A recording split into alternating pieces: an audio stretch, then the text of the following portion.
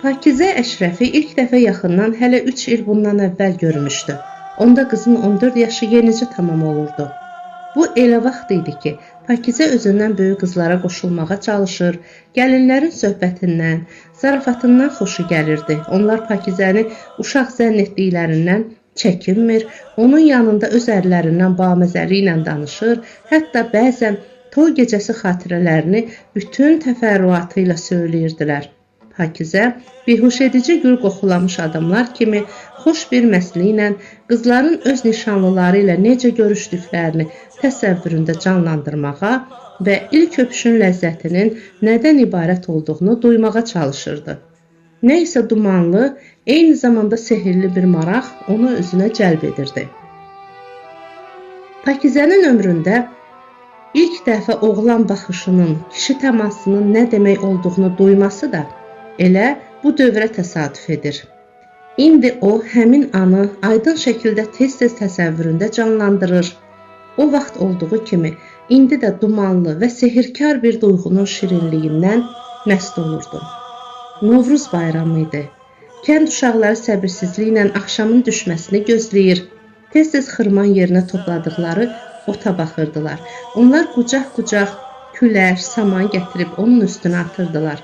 Bundan başqa, əllərinə keçən quru çırpıları, odun qırıntılarını da buraya atırdılar. Onlar şər qarışan kimi tonqal yandıracaqdılar. Oğlanlar bundan başqa meşədən uzun payalar kəsib gətirmişdilər. İri bir kərmənin ortasından deşib həmin ağaca keçirmiş və lopa düzəltmişdilər. Tonqallardan başqa damların üstündə lopa da yanacaqdı. Qızlar da sakit oturmurdular. Özlərinə təzə paltar tikir, axşama qədər hazır edib geyinməyə çalışırdılar. Gəlinlər yumurta boyayır, arvadlar tez-tez düyü arıtlayan qızlara göz yetirirdilər. Səmənilər süfrələrə düzülürdü. Hamı bayrama hazırlaşırdı. Varlı da, kasıb da çalışırdı ki, bu axşam süfrəsi boş qalmasın. Aylarla yığdıqlarını bir neçə gün xərcləyənlər də var idi.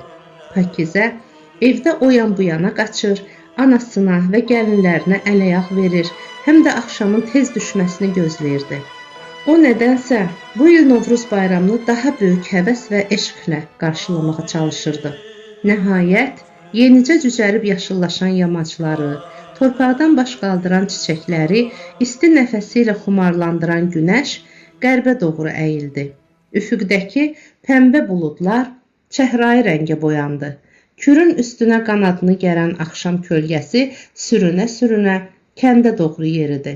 Pəncərələrdən solğun işıqlar göründü. Ancaq heç kəs içəri, evə girmək istəmirdi. İlıq bahar havası hamını xumarlandırırdı. Pakizə təzə paltarını geyindi. Qapıda xeyli hərləndi. Sonra damın belinə çıxdı. Əlini gözünün üstünə qoyub, yasəmən rənginə çalan üfüqə boylandı. Kürə, yenicə yaşıllaşan meşəyə, sahilin göy otlarına baxdı. Hava ilıq idi. Kür tərəfdən əsən meh, isti nəfəs kimi adamı məst edirdi. Yaxındakı həyətlərdən birində tonqalı yandırdılar. Onun dalınca bütün qonşular tonqallara od vurdular. Əvvəlcə nəm küləş alışmadı. Ağ tüstü layları burula-burula havaya qalxdı. Kəndin üstünə elə bir duman bürüdü. Sonra otlar alışıb çatırdadı. Alov ucaldı. Tüstü bir müddət qığılcımlarla çarpışdı və çəkilib getdi. Kənd şəfəqlərə qərq oldu. Cavanlar lopaları yandırıb damların üstünə sancdılar. Oğlanlar neçə gündən bəri hazırladıqları fişəngləri mazuta buladılar. Üstünə biraz neft çilədilər, od vurdular. Fişənglər alovlandı. Gücləri gəlincəyə qədər fırlayıb havaya atdılar. Pakizə böyük heyranlıq və valihliklə havada bir-birini qovub daha yüksəyə qalxmaq istəyən fişənglərə baxdı. Oğlanlar bəhsə girişdilər. Onlar öz güclərini göstərir, fişəngləri var qüvvələri ilə yuxarı tolazlayırdılar. Vıyıltı ilə havaya qalxan fişəng göyültü ilə yerə düşürdü. Kəndi ahəngdar bir uğultu bürümüşdü. Pakizə lap aşağılarda, Kürün yaxası boyu məskən salan kəndlərin üstündə də göy üzünün qızardığını gördü. Elə bil hər şey alışmışdı, hətta kürün suları da qızartdaq idi.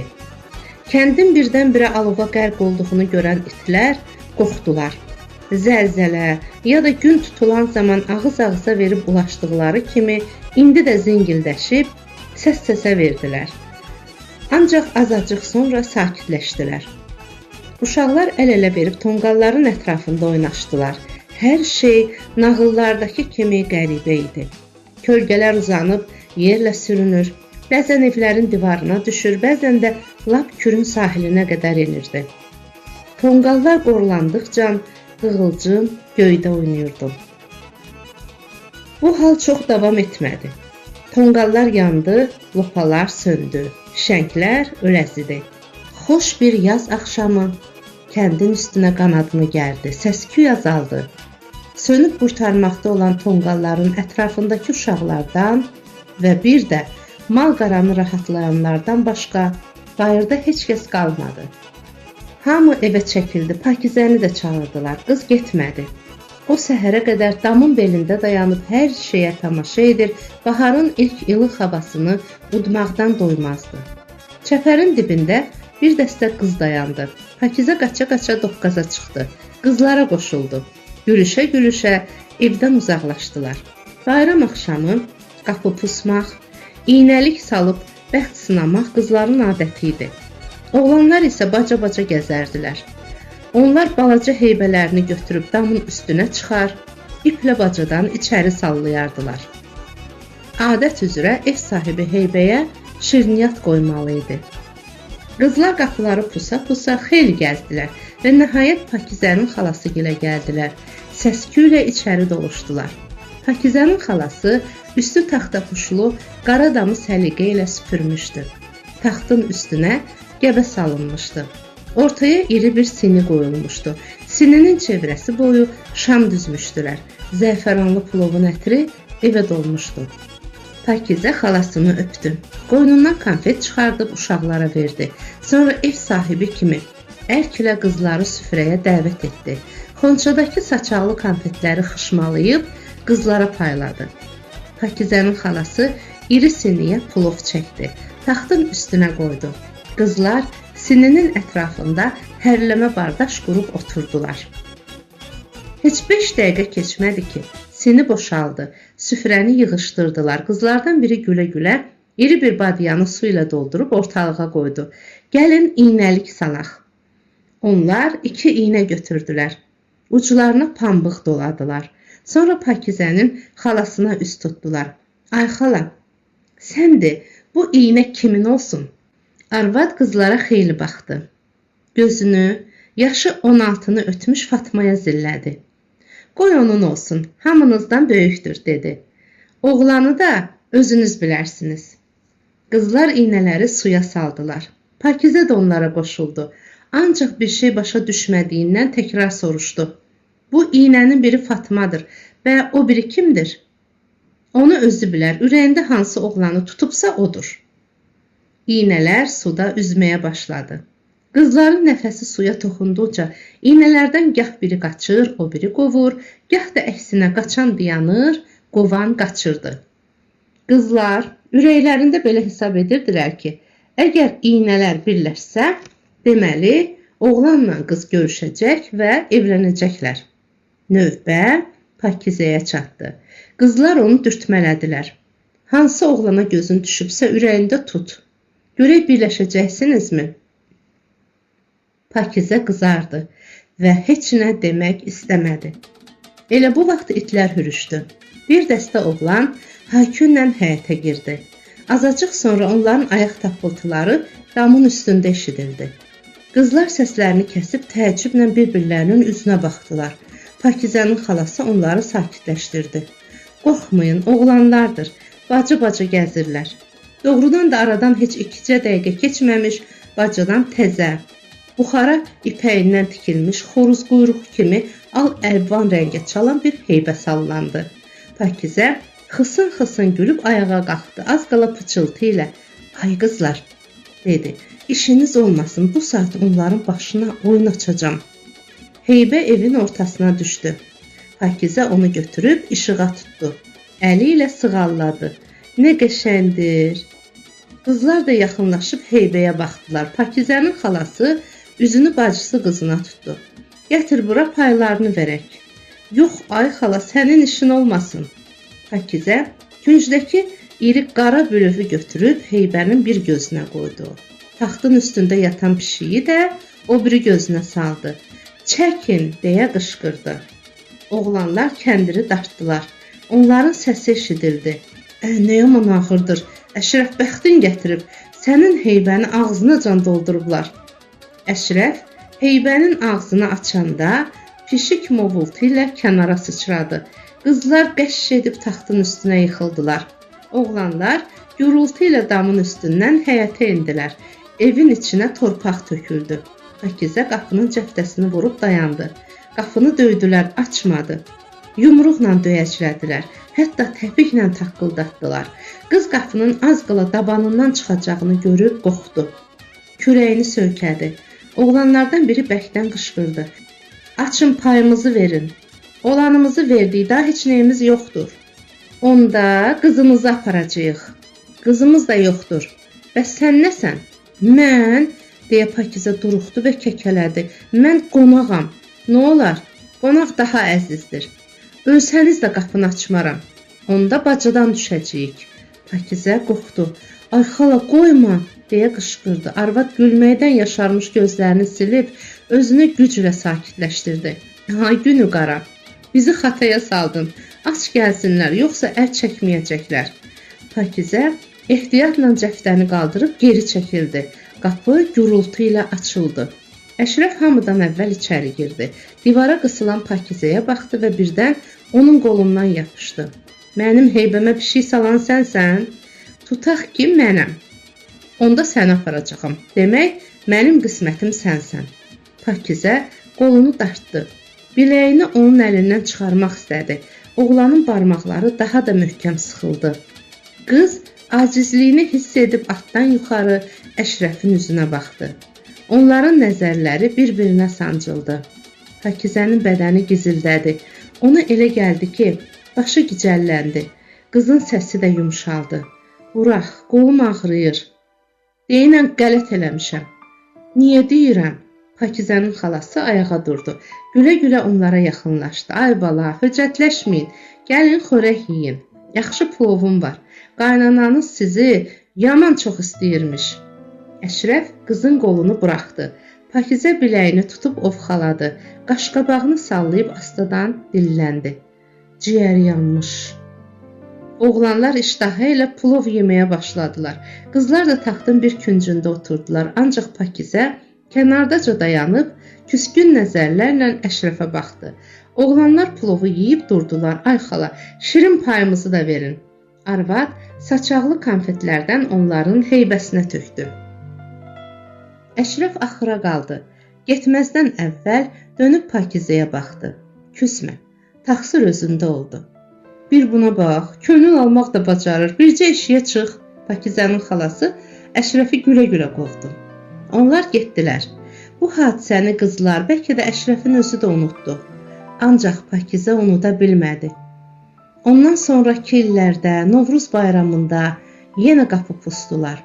Tonqalın üstündən atıldılar. Şirini yedilər. Ancaq Pakizə o ləzzəti ala bilmədi. O böyüdükcə qolundan yapışmış barmaqların ilk təmasını daha tez-tez xatırlayır. Bəzən həmin təması biləyində təkrar hiss etmək arzusunun qəlbinin dərinliklərindən baş qaldırdığını sezirdi. O bu dumanlı hissin nə demək olduğunu aydın başa düşə bilmir, bu arzunun nədən irəli gəldiyini özünə etiraf etməkdən də qorxurdu. Çox vaxt da bu xatirəni yox etməyə, hafizəsindən silib atmağa çalışırdı. Ancaq özünün özünə gücü çatmırdı. Pakizə bu cür yarı şirin, yarı xəyali xatirələrlə yaşadığı vaxt ikinci bir hadisə baş verdi. Kəndə narın qar yağmışdı. Göytəpənin qara damları qarın altında qalmışdı. Bacalardan burula-burula havaya qalxan göyümsov tüstüləri qardan seçmək olmurdu. Arabir yenicə düşmüş izlə qonşuya ot dalınca ya da ələk, saç almaq üçün gedən qızlar olmasaydı, burada insan yaşadığını təyin etmək çətin idi.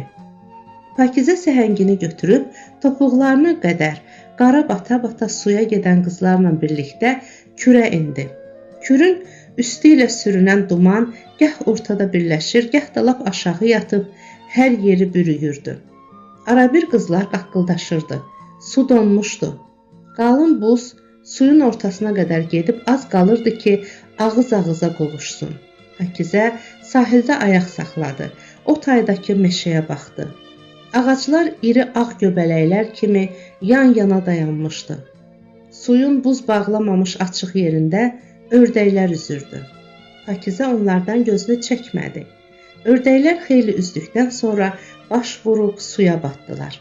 Elə bu vaxt hardansa atılan tüfəng səsi yarğanda şaqqıldadı. Bir dəstə cavan atı sürüb sahilə endi. Qızlar Suvadağa çatdılar. Səhəngin altı ilə buzu sındırıb su götürdülər. Fatma söhbətə başladı. Əşrəfi görəniniz varmı? Nə olub ki?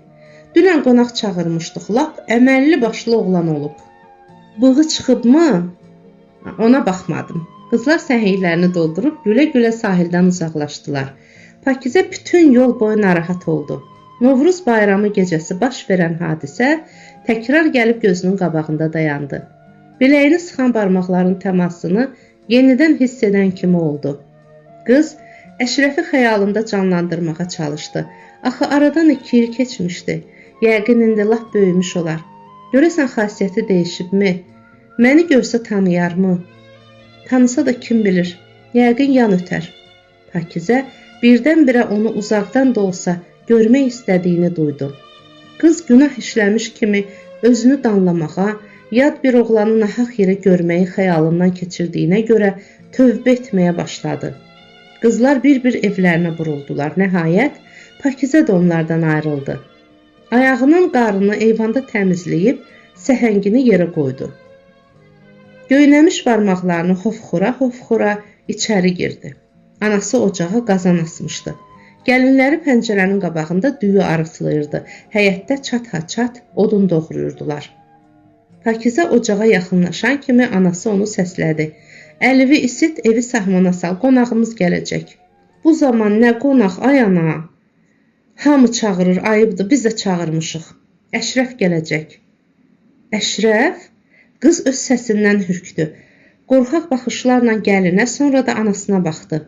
Onların yenə əvvəlki kimi öz işləri ilə məşğul olduqlarını görüb sakitləşdi. Süpürgəni götürüb evi süpürdü. Divardakı qəbələrin tozunu aldı. Fənərin şüşəsini sildi. Pəncərə pərdələrini dəyişdi. Qab-qacağı, stəkan nəlbəkini suya çəkdi. Hətta ağ samavarı həyətə çıxardıb qarla sürtdü. Bir yerdə bir toz, bir ləkə qoymadı ki, qalsın. Döşəkçələri, mütəkkələri dönə-dönə çırpdı. Arada o bir otağa keçib özünə də baxdı. Ətlənmiş çiynini, qabarıq sinəsini görəndə təəccüb etdi.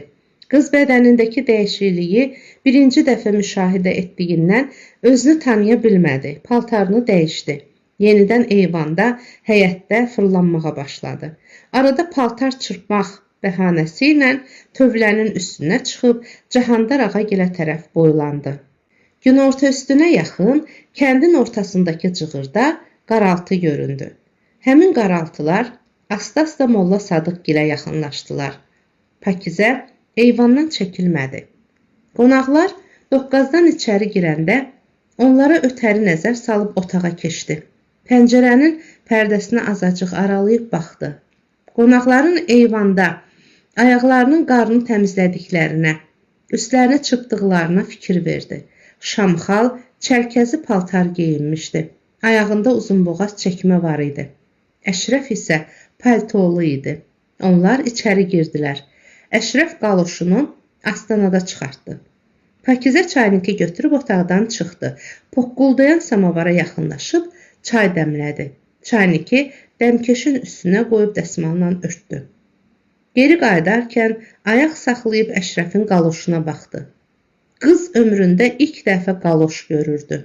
Onun parıltısından xoşu gəldi. Dönüb ləpirlərə baxdı. Qaloşun altındakı naxışların izi qarın üstünə düşmüşdü. Pakizə Odun gətirmək bəhanəsi ilə qaloşun izinə baxa-baxa Doqqaza qədər getdi.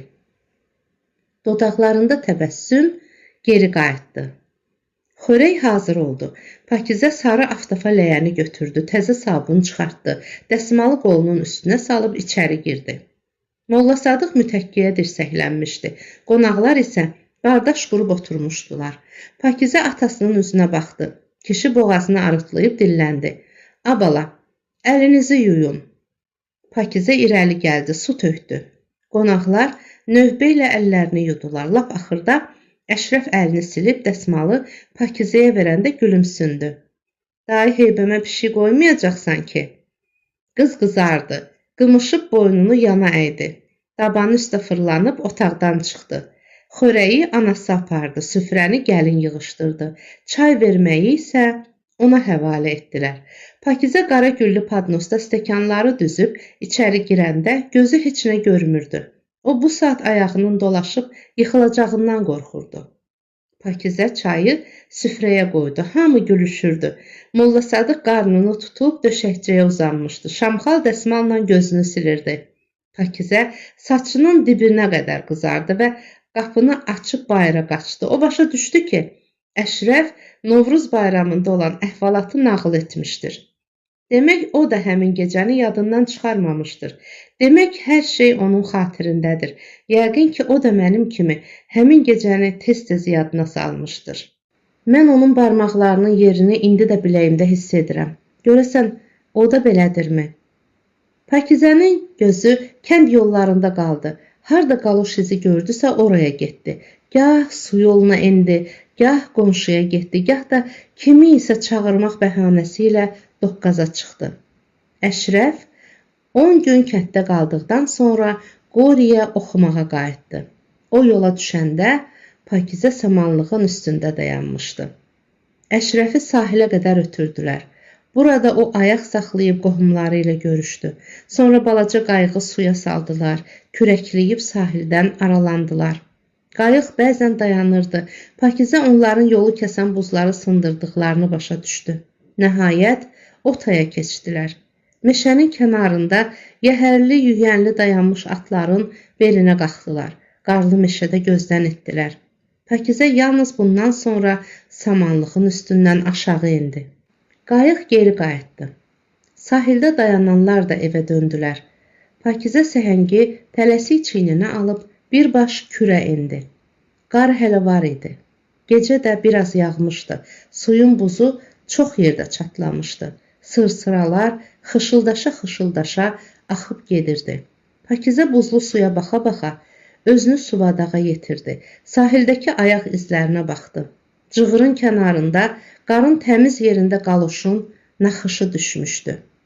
Pakizə ehtiyatla ətrafa boylandı. Yaxında heç kəsin olmadığını yəqin etdikdən sonra nazik bir ağac götürdü. Qaloşun izinin ortasına sancdı. Tələsik suvadağa enib səhəngini doldurdu. Qaça-qaça evlərinə qayıtdı. Bundan sonra Pakizə düz bir həftə çiynində səhəng, gündə 3 dəfə suya endi. Qaloş izinin itib itməməsini yoxladı. İzi 2 gün salamat qaldı. 3-cü gün Pakizə gördü ki, kimsə qaloş naxışının bir tərəfini tapdalayıb. Qız həyəcanlandı. Onun əlacı olsaydı, ləpir düşən yerə çəpər çəkərdi. O biri gün iz daha da balacalaşdı. 6-cı gün lap az qaldı. 7-ci gün Pakizə tezdən durdu. Tələsik paltarını geyinib səhəngi götürdü. Hamıdan əvvəl sahilə endi. Suvadağın bərabərində Salatına rast gəldi. Görüşdülər. Söhbət edə-edə kürə endilər. Pakizə yarğanın qaşına çatanda arxada qaldı. Əşrəfin ləpirini axtardı. Qaloşun naxışı tamamilə silinmişdi. Pakizə özü də hiss etmədən əlini dizinə çırpdı. Bıy, gözünüz çıxsın. Salatın ayaq saxladı, qanırılıb çiyninin üstündən qıza baxdı. Nə olub? İzi təmiz ayaqlayıblar. Nə iz? Qaloşun izini. Kimin qaloşunun? Əşrəfin. Kimin? Əşrəfin? Salatının təəccüb dolu sərt səsi qızı özünə gətirdi. Pakizə ürəyinin sirrinin çölə çıxdığını, ağzından söz qaçırdığını başa düşdü. Ürkək baxışlarla salatını süzdü. Onun ürəyindən keçənləri sifətindən oxumaq istədi. Pakizə salatının gözlərində təəccüb qarışıq bir nifrət parıldadığını duydu. Elə bir salatın dişlərini bir-birinə sıxıb, "Bura bax, sənin mənim qardaşımla nə işin var? Onun qaloşunun izini niyə nişanlayırsan?" demək istəyirdi. Pakizə ani bir şaşqınlıqdan sonra özünü ələ aldı. Vəziyyətdən çıxmaq üçün hələ də ona təəccüblə baxan salatının üzünə güldü. "Qaloş izindən yaman xoşum gəlir. Elə qəşəng naxışı var ki." Salatın dinmədi. Sakitcə səhənglərini doldurub geri qayıtdılar. Zərnigar xanım ərinə nə qədər nifrət etsə də, onun əlindən yanıqlı, ürəyi dağlı olsa da, kişini unuda bilmirdi. Hərdən bir xəlvətə çəkilib gizlincə ağlayır, Cahandar ağanın halını düşünürdü. O hiss edirdi ki, kişi sınıqdır. Daha əvvəlki hay-harayı yoxdur. Şamxalın ayrılıb getməsi, bacısının ölümü onun belini bükübdür. Zərnigar xanım bəzən onu görmək istədiyini, heç olmasa uzaqdan boyuna baxmaq arzusunun ürəyindən keçdiyini hiss edirdi. Arvad qəlbinin ən ucqar bir güşəsində gizlənib cücərməyə çalışan bu duyğudan qorxsa da, onun qolqanad açıb güclənə biləcəyi ehtimalından dəhşətə gəlsə də, özü ilə mübarizə aparmağı bacarmırdı. Bəzən ərinin paltarının qoxusu burnuna dəyirdi, səsi qulaqlarında canlanırdı. Cod barmaqlarının təmasını çiynində, saçında, sinəsində hiss edirdi. Belə halda az qalırdı ki, durub birbaş evinə qayıtsın. Arvad hiss edirdi ki, oğlunun yanında onun günü nə qədər xoş keçsə də, gəlini ilə qızı başına dolanıb onun əlini isti sudan soyuq suya vurmağa qoymasalar da, nə isə bir şey çatışmır. O, ərinin xiffətini edirdi. Bir qadın kimi kişi hərarətinin, kişi nəfəsinin həsrətini çəkirdi. Axı o hələ o qədər də yaşlı deyildi. Əşrəf gələndən sonra arvadın xəyalı daha da qarışdı. Oğlu məktəbdən qaydanda onu Cahandar ağanın yanına buraxmayacağını qərarı almış olsa da, ürəyi yumşaldı. O gördü ki, Əşrəf iki suyun arasında qalıb. Nə atasından keçə bilir, nə də anasından. Bir də o, bu oğlunun da sınıq dolanmasını, atası ola-ola yetimlik çəkməsini istəmirdi. Ürəyindəki bütün kin və qəzəbə, qadın izzət nəfsinin tapdanmasına belə analıq hissi üstün gəlirdi. Zərnigar xanım hətta qəsdlənmişdi ki, oğlunu da götürüb geri, ərinin yanına, öz evinə qayıtsın. Mən baş götürüb evdən çıxanda kimə neynirəm? Günümün bundan ürəyimi ağrıyacaq. Bəlkə onlara da elə bu lazımdır. Əl ayaqlarına heç kəs dolaşmaz. Zəhmət çəkib ev eşik tikib, cəhcəlal düzəldən mən, hazıra çıxan onlar. Ay Allah, sənin nə insafsız işlərin var. Mənim balalarımı niyə gül kimi soldurub ürəklərinə çal-çarpaz dağ çəkirsən? Mən nə günah sahibiyəm? Yox, gedəcəm. Kişi məni evdən qovmayıb ki. Özüm çıxıb gəlmişəm, indi də qayıdacam. Balalarımı başıma yığacağam. Bəs ona necə dözəcəm? Gözüm baxa-baxa nər kimi kişini əlimdən alıb qoynuna salan o həyasızla necə bir damın altında yaşayacağam? Allah, sən özün mənə rəhm elə. Əşrəf heç nə soruşmasa da anasının ürəyindən keçənləri duyurdu. Oğlunun atasının hərəkətlərindən razı qalmadığını Zərnigar xanım da hiss edirdi. Ancaq istəmirdi ki, ata ilə kiçik oğlun da arası açılsın, üz-göz olsunlar. Şamxal da, Güləsər də dinmirdi.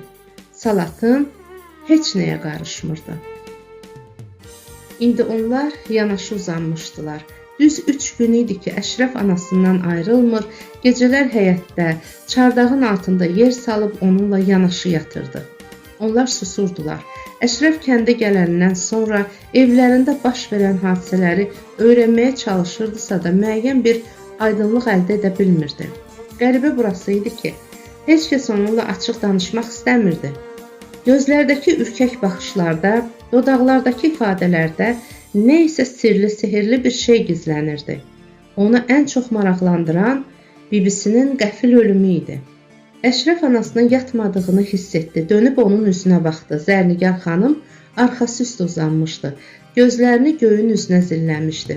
Sonsuz ənginliklərdəki ulduzlar sayrışırdı. Ana, bibim nədən öldü? Zərnigar xanım bu sakit sualdan diksindi. O dəhşətli gün gözünün qabağına gəldi. Cahandar ağanın adam göndərib onu çağırtdırdığını, Şahnigarın meyidinin yuyulmasını ona etibar etdiyini xatırladı. Arvad baldızının qanlı sifətini görəndə dəhşətə gəldi. Güllə yarasına baxa bilmədi. Onu titrətmə götürdü və hər şeyi başa düşdü. Onu da anladı ki, Cahandar ağa bu sirrin açılmasını istəmir. Elə ona görə də köhnə arvadını çağırtdırıb ona etibar edib. Zərnigar xanım cəsədi özü yudu, özü kəfənlədi. Yalnız bundan sonra qohum-əqrabanı meyidə yaxın buraxdılar. Günahdır deyə kəfəni açmağa qoymadılar. Zərnigar xanım bütün bu həqiqətləri açıb oğluna söyləyə bilməzdi. Təqsir özündə oldu bala, müridlərə qoşuldu. Axırda da özünü bədbəxt elədi. Əşrəf anasının səsinin titrədiyini hiss etdi. Sezdirmədən onun gözlərinə baxdı. Arvadın kiprikləri islanmışdı, yanağında yaş gilələnmişdi. Deyəsən, atam mənim bildiyimdən də zalım adamdır. Yox, dərdin alım, onda nə təqsir var? Arvadın səsi titrədi və çevrilib oğlunun üzünə baxdı. Onun bir şey duyub-duymadığını yəqinləşdirməyə çalışdı. Özü öz suçunu başa düşdü. Görünür, bibinin qisməti buymuş. Əşrəf dinmədi. Qəlbindəki şübhələr daha da çoxaldı. Aralığa yenidən ağır sükut çökdü. Bəs atam bu məsələyə necə baxır? Qoca kişi ilə barışıbsınızmı? Yox, nə danışdığındır ay bala, kişi Şamxalın əlindən zəncir gəmirir. Heç barışar. Atam Şamxalla barışmasa, mən də o evə ayaq basmayacağam. Elə söz danışma, dərdin alım. Şamxal ayrı, sən ayrı. Atan da yazıqdır, tək qalıb. Əşrəf yerin içində dirsəkləndi. Təəccüblə anasına baxdı. Bəs sənə elədiyi pislik? Qismətdən artıq yemək olmaz bala. Görünür Allahın əmri belə imiş. Olacağa çarə yoxdur. Arvad köksünü ötürdü. Əşrəf onun acizlikdənmi, mütilikdənmi, əlacsızlıqdanmı, yoxsa böyük bir qəlbə malik olub hər şeyi bağışlamaq istədiyindənmi belə danışdığını ayırt edə bilmədi. O, atası ilə anasını müqayisə elədi. Arvad öz mətanət və alicənablığı ilə onun nəzərində daha da böyüdü. Ona elə gəldi ki, anası hər şeyi Allaha, taleyə bağlamaqla özünü sakitləşdirir, sarsıntılara qalib gəlmək üçün mənəvi təskinlik axtarır. Bəndə yoldan çıxanda Allah neyləsin ana? Elə demə bala, hər şey Allahın əlindədir. Bir də, sən belə şeylərə çox fikir vermə. Cahandar ağa sənin atandır, onu tək qoyma. Deyirsən yanına qayıdım, qayıt bala, salatına da deyəcəm getsin. Yox, sözümdən çıxsan üzünə baxmaram. Əşrəf dinmədi, anasını qucaqlayıb başını onun sinəsinə söykədi. Zərnigar xanım oğlunun qıvrım saçlarını sığalladı. Külək şiddətləndi. İri damlalı yağış xırdalanıb çisəyə çevrildi. Otlar ağırlaşıb boynunu əydi. Boğumlanmış çiçəklərin, sümbüllənmiş taxılların yanaqlarında damlalar gilələndi. Cığırların tapdanmış sarı torpağı sürüşkənləşdi. Əşrəf baş açıq, düşüncələr içində haraya getdiyini özü də bilmədən xır yolu ilə irəlilədi. Onun ayağının altındakı xırdaca daşlar xırçıldadı. Pırpızlanmış saçına narın çiskin qondu. O fikirli idi. Yolun ağımsov daşları yuyulmuşdu. Göyün üzündəki buludlar seyrəlsə də hava tutqun idi. Axşam qaranlığının yaxınlaşması bu tutqunluğu daha da gücləndirirdi. Əşrəf üşürgələndiyindənmi, yoxsa islah qanadlarını qurutmaq istədiklərindənmi, nədənsə tüklərini pırpızlandırıb çırpınan boz quşcuğazlara, çəmənlikdə dolaşan heyvanlara fikir vermədi. Yoldan burulub cığıra düşdü və asta addımlarla sahilə doğru endi. Kürün yaxası boyu uzanan çəmənlikdəki ot adamın qurşağına çıxırdı. Cığırlar güclə seçilirdi. Suyun üstünü də duman bürümüşdü. Əşrəf yeridikcə şehə batmış otlar, toxumlamış sarı çiçəklər dizinə toxunur, onu isladırdı. Şalvarı müşəmmələnmiş kimi xışıldayırdı, lakin o bunları sezmirdi. Əşrəf iki suyun arasında qalmışdı. O anasına haqq versə də, atası ilə necə rəftar edəcəyini, ona nə deyəcəyini, evə təzə gətirilmiş analığı ilə necə oturub duracağını aydınlaşdıra bilmirdi. Quşlar pırıltı ilə onun ayağının altından qalxır, 5-10 addım uçub yenə cığırın ortasına qonurdular. Taxılların arasında turac oxuyurdu. Dumana bürünmüş kür isə uğultu ilə axırdı. Sahil boyu fikirli-fikirli xeyli dolaşan Əşrəf nəhayət dikdirə qalxdı. Qarşı tərəfdən bir atlı gəlirdi. Əşrəf bunu görüb evlərinin qənşərindəki dikdirdə ayaq saxladı. Dayanıb gələnin yaxınlaşmasını gözlədi. Əhməd ona çatan kimi atın cilovunu çəkdi. Elə yəhərin qaşından əyilib Əşrəfin boynunu qucaqladı. Xoş gördük Əşrəf Koxa. Nə var, nə yox. Sən buralara xoş gəlmisən. Çox sağ olun Əhməd lələ.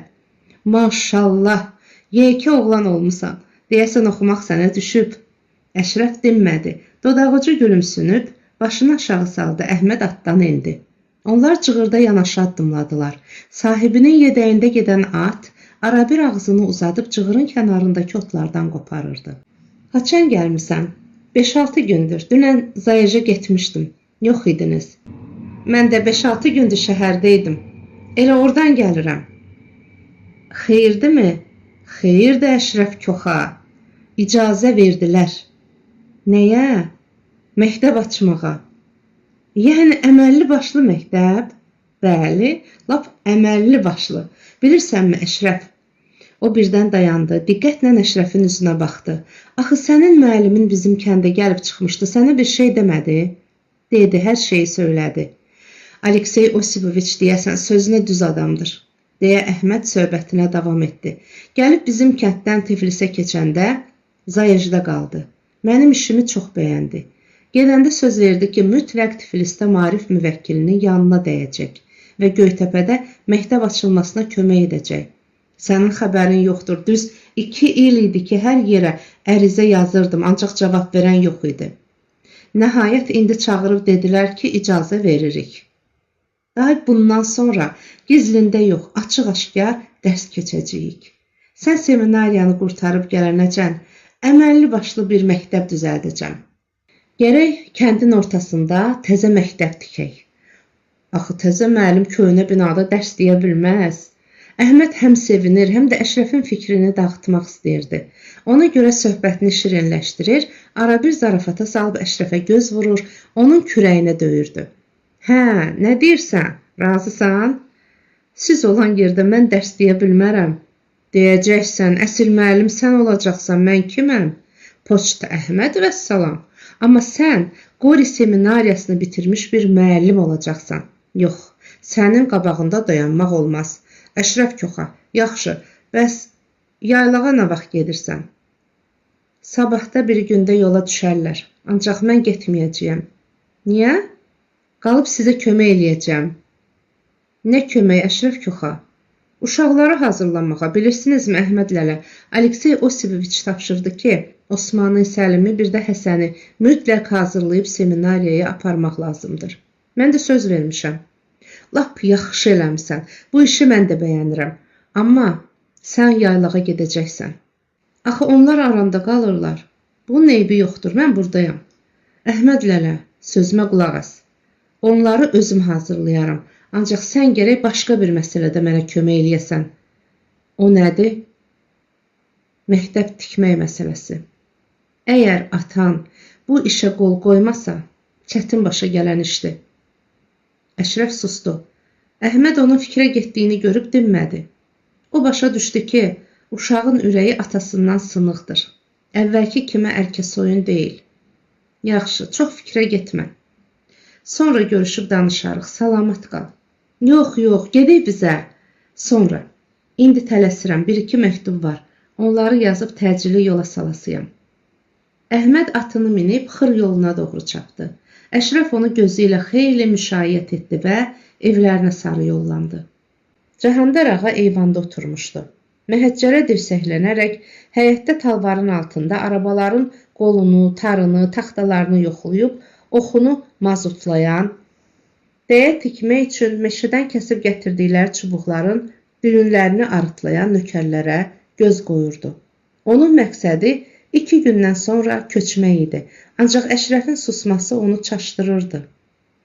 Oğlunun kimin yanında qalmaq istədiyini öyrənə bilmədiyindən köçü 2 gündə təxirə salmışdı. Cəhandar ağa Əşrəfi yanından heç yana buraxmayacağını qət etmiş olsa da, hələ bir şey demir, oğlunun özünün söz açmasını gözləyirdi. Bir də o, Əşrəfi gözündən qoymağa qorxurdu. Axır vaxtlar kişi hər şeydən ehtiyat edirdi. Salatının səhənginə güllə dəyməsi, gecə ot tayalarına od vurulması boş-boşuna deyildi. Burada Allahyardan başqa da kiminsə əli var idi. Kim isə bu kənddə ona yol göstərir, hər şeyi nişan verirdi. Cəhandar ağa ən çox Çərkəzdən şübhələnirdi. Şamxalla olan dalaşdan sonra bu beyni qan olan oğlan nə desən eləyə bilərdi. Onu aradan götürmək olmazdımı? Qabağını kəsib suya atmaq, ya da gecənin birində Qaradamın qapısına bir yaba ot basıb od vurmaq, onu diri-diri yandırmaq nə çətin iş idi. Bəs ona cəmaət nə deyərdi? Bu heç Cəhandar ağaya yaraşardımı? Hamı onu daşqalaq edib deməzdimi ki, gör kimə qoşulub, kimlə düşmənçilik aparır? Yox, bu kişilikdən olmazdı. Bir də ki, Şamxal. Axı, biz onlarla qohum olmuşuq. Kişi mənim qudamdır. Cəhandar ağa cığırla evə yaxınlaşan oğlunu gördü. Uzaqdan onun boybuxununa həsrət və məftunluqla baxdı. Əşrəfin xeyli böyüdüyünün fərqinə indi vardı. Onun ağır, təmkinlə yerinməsindən xoşu gəldi. Ata ona doyunca baxa bilməmişdi. Onunla qabaq-qabağa oturub işıq gözünə söhbət etməmişdi. Qərib yerdə necə dolandığını soruşmamışdı. Oğlu da ona heç nə deməmişdi. Əşrəf gəldi. Ayağına yapışmış palçığı divara söykədilmiş belin ağzı ilə silib təmizlədi. Pilləkənlə yuxarı qalxdı. Astaca salam verib bir kənarda, küncdəki dirəyə söykənərək dayandı. Cəhandar ağa tərpənmədi. Əşrəf də dinmədi. Gözünü kürün aşağısına, göydəki qara buludların qurtarıb, havanın işıqlaşdığı səmtə, meşə ilə maviyə çalan ağımsov səmanın birləşdiyi yerə zillədi. Qulluqçulardan biri samavardan çay süzüb məhəccərin üstünə qoydu. Yaşmağını burnunun üstünə qədər qaldırıb Əşrəfin üzünə baxdı. İşarə ilə çay istəyib istəmədiyini soruşdu. Əşrəf başını buladı. Cəhandar ağa bu himcimdən əsəbləşib stəkanı götürdü. İkicə hortumda boşaltdı. Nəlbəkiyə qoyub geri, dirəyə doğru itələdi. Oğlunun nəfəsini arxa tərəfdə hiss etsə də dönüb baxmadı. Gümüş tütün qutusunu çıxartdı. Adəti üzrə tələsmədən papiros eşib müştiyə keçirdi. Yandırıb sümürdü. Ağ tüstü lay-lay havaya qalxıb onun başının ətrafında dolandı. O, oğlu ilə söhbət etmək istəyirdi, ancaq sözü necə, nədən başlayacağını bilmirdi. Onun fikri də papirozdan çıxan tüstü kimi bir-birinə qarışmışdı. Hamı ilə açıq söhbət edən Cəhandar ağa indi Əşrəflə bir parça uşaqla dil tapa bilmirdi. O elə zənn edirdi ki, Əşrəf Qoridən qayıdandan sonra yenə evdə qalmaqal olacaqdır. Ancaq onun gözlədiyinin əksinə, Əşrəf atasından heç nə soruşmadı. Anasının yanında 3 gün qaldıqdan sonra evə qayıtdı. Sakitcə hərlənməyə başladı. Onun fikrindən nələr keçdiyini bilmək çox çətin idi. Cəhandar ağanı da narahat edən bu idi. Baxışı ilə hamını titrədən bu zəhmli kişi, bığ yeri yenicə tərləmiş bu uşağın lal sükutundan qorxurdu. Cəhandar ağa papirosunu tüstülədib sussa da həyəcan keçirirdi. O bu saat geri yanında da bir cüt gözünün olmasını, oğlunun hər bir balaca hərəkətini nəzərdən qaçırmamağı arzu edirdi. Nəhayət, o bu sükuta dözə bilmədi. Oğluna tərəf üzünü belə çevirmədən astadan, lakin qəti tələbkarlıqla soruşdu. Hara getmişdin? qəbristanlığa. Cəhandar ağanın altındakı stul cırıldadı. Kişi yıxılacağından qorxurmuş kimi dirsəklərini məhəccərə söykədi və yumruqlarını gicgahlarına dayadı. Onun sol yumruğundakı müştüyün ucunda yanan papirosun tüstüsü laylanıb papağının qıvrım tükləri arasına doldu. Əşrəf atasının daxili bir ağrıdan qovrulan adamlar kimi sinəsini məhəccərə söyküyüb biraz da büzüşdüyünü hiss etdi. Korun-korun yanan papirosun külü uzandı. Od müştüyə çatdısa da Cəhandar ağa bunun fərqinə varmadı. Kül ovxalanıb onun çiyninə töküldü. Kişi yenə tərpənmədi. Bunlara diqqətlə göz qoyan Əşrəf atasının gicgahlarındakı ağ tüklərin çoxaldığını gördü. Bir neçə ay əvvəl qış tətili zamanı bunlar yox idi. Əşrəf atasının geri dönüb daha nə isə soruşacağını gözlədi, ancaq Cəhandar ağa dinmədi. Müştüyün yanır. Nə? Hə. Cəhandar ağa müştüyü qeyri-ixtiyari ağzına alıb sümürdü və ancaq bundan sonra başa düşdü ki, papiros çoxdan külə dönüb. O, kötüyü üfürüb çıxartdı. Müştüyü məxmər köynəyinin döş cibində gizlətdi. Əşrəf cibinin düyməsini açanda da, bağlayanda da atasının barmaqlarının xəfifcə titrədiyini gördü. Kişi dönüb oğlunun üzünə baxdı. Əşrəf onun qıllı qaşları altından qan sağılmış gözlərində zəhimdən başqa nə isə bir ürkəkliyin də olduğunu duydu. Cəhandar ağa keçirdiyi istirabların gözlərindən oxuna biləcəyini başa düşüb, nəzərlərini Əşrəfin üzündən yayındırdı və ani şaşqınlığa son qoyub özünü toxtatdı. Bacısını yada salmamaq və bir daha bu söhbətə qayıtmamaq üçün ayağa durdu. Gedək, arabalara baxaq. Əşrəf dinməz söyləməz atasının arxasınca həyətə indi. Arabalar talvarın altında yan-yana düzülmüşdü. Tapdıq gah taxta yonan dülgərlərə, gah təkərləri yoxlayıb mazutlayanlara, gah da dəyə çubuğu seçib təmizləyənlərə göstəriş verirdi. Balta taqqıltıları, rəndə səsləri bir-birinə qarışmışdı. Arabir dəmir cinkintiləri də eşidilirdi. Cəhandar ağa işləyənlərə yaxınlaşdı. Onlara yorulmayasınız dedi. Təzə bağlanmış dörttəkərli arabanın yanında dayandı. Ayağı ilə təkərlərin topunu, şinini yoxladı. Boyunduruğa, samıya, samı bağına belə diqqət yetirdi. Tapdığı yanına çağırdı. Şini boşalan təkər varmı? Var ağa. Hamısını bir də yoxla. Sabah tezdən arabanı qoş. Təkərləri dəmirçiyə apar. Qoy təzə şin çəksinlər. Sonra da get usta müxəyin yanına. 2 cüt təzə təkər bağlayıb al gətir. Baş üstə ağa, bu saat 4 araba hazırdır. Onları da düzəldərəm. Tapdıq, ondan aralanmaq istədi, ancaq Cəhandar ağa nökəri saxladı. Bu təzə arabanın üstünün dəyəsini tikin. Səhər tezdən bir cüt saz kəl seç, hörüklü zatlı. Apar ver onlara. Bəlkə götürmədi ağa. Cəhandar ağa dönüb onun üzünə elə baxdı ki, Tapdıq dindiyinə peşman oldu. Kişi asta addımlarla samanlığa doğru gedənə qədər yerindən tərpənə bilmədi. Onlar xırman yerində dayandılar. Cəhandar ağa göyün üzünə baxdı. Narazılıqla başını buladı. Sonra saymaz yana oğlundan soruşdu. Nə qərara gəldin? Nə barədə? Dağa kimdən gedəcəksən? Mənimlə yoxsa ananla? Heç birinizlə. Niyə? İşim var. Cəhandar ağa oğlunu altdan süzdü. Onun belə şax və sərt danışmağı xoşuna gəlsə də gülməyi tutdu. Hələ ağzının sarısı getməyən bu uşağın ona cavab qaytarmağına qəribə baxdı. O da səsinin ahəngini dəyişdi. Yarı zarafat, yarı kinayə ilə soruşdu. Damlara qarol çəkəcəksən? Əşrəf atasının gözünün içinə baxdı. Yox. Cəhandar ağanın iri həbəşi dodaqlarında qəzəb qarışıq bir istehza dolandı. Bəs nə eləyəcəksən? Bostanda qalacaqsan? İş tapılar. Kişi dinmədi, başa düşdü ki, oğlu xoşluqla danışmaq istəmir. Görünür, baş verən hadisələr yəqin ki, anasının sözləri ona təsir etmişdir. Ona görə belə köntöy-köntöy cavab verir. O eyni zamanda hiss etdi ki, gicgahlarındakı damarlar şişməyə, əlləri əsməyə başlayır.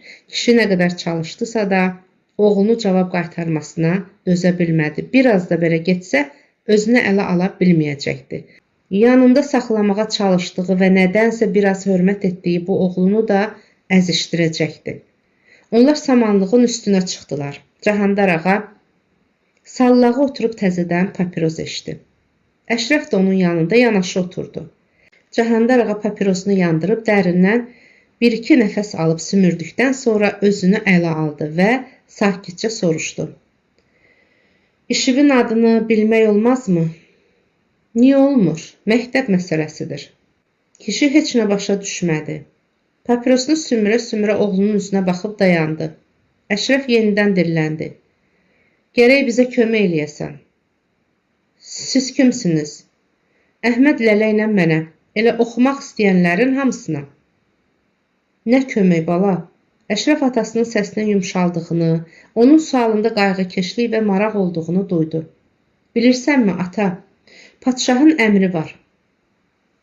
Kəndlərin çoxunda məktəb açılacaq. Kətçi uşaqları oxuyacaq. Gərək bizim kətdə də məktəb açılsın. Açılsın, mən nə deyirəm? Kəndlərin çoxunda təzə məktəb tikirlər. Bəs biz?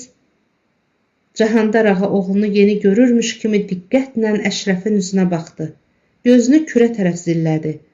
Əşrəf də atası kimi o tərəfə baxdı. Kürün bəri üzündəki çəmənlik onların idi. O taydakı meşədə də otlaq yerləri var idi. Kəndin üst tərəfində biçənəkləri, biraz o yandakı əkin yerləri uzanıb gedirdi. Onların torpağını bir günə atla gəzib qurtarmaq olmazdı. Əşrəf çəmənlikdə otlayan mallara baxdı və birdən qoca kişi yadına düşdü. Sahildə onunla elədiyi söhbəti xatırladı. Gözlənilmədən atasından soruşdu. Kəndimizdə səndən varlı adam varmı? Kişi dayandı. Onun qaşının biri yuxarı qalxdı, o biri isə gözünün üstünə indi. Nə demək istəyirsən? Bizim neçə hektar yerimiz var? Sözlüdür. Kəndimizdə elə adam varmı ki, heç torpağı olmasın? Dedim ki, sözlüdür. Olmazmı öz torpağımızdan biraz kasıblara verək? Kişi papirosunu kötüyünə qədər sümürdü. Dərindən nəfəs alıb tüstünü burun deşiklərindən fısqırtdı. Tüstü havaya qalxıb laylandı. Əşrəf atasının tüstü arxasından ona necə tərs-tərs baxdığını gördü. Kimi deyirsən? Elə biri qoca dayını. Cahandar ağanın qalın dodaqları azacıq qaçdı. Əşrəf atasının gözlərində şimşək kimi çaxıb keçən qəzəbi gördü. Ancaq bu ani qəzəbi başqa bir hiss, təəssüf qarışıq istehza əvəz etdi. Bunu sənə kim öyrədib? Yoxsa qardaşın lüt qaynatasının qarnını mənim hesabıma doldurmaq istəyir. Kişinin səsi xırıldadı. Yanağının əti səyirməyə başladı. Beyninə qan vuran adamlar kimi gözləri qıpqırmızı oldu. Bir də mənim yanımda belə sözlər danışma. Mənim sümüyümü it sümüyünə caladığımız bəsdir. Cahandar ağa ayağa durub samanlığın üstündən endi. Əşrəf də durdu. Dinmədilər. Cahandar ağa uşağın başı xarab olub nədir deyə öz-özünə düşünməyə başladı. Necə yəni kasıblara torpaq payla, məktəb tikdir? Bunlar mənim neyimə lazımdır? Mən səni belə bilməzdim ata. Cahandar ağa dabanı üstündə geri fırlandı. Rəngi tunç kimi bozardı. Qaşları gözünün üstünə indi. Onun iri həbəşi dodaqları səyridi. Get hazırlaş. Yağış ara verən kimi yaylağa yola düşəcəyik. Mən getməyəcəyəm. Kişinin sinəsi qabardı. Burun pərələri genişləndi. Söz güləşdirmə.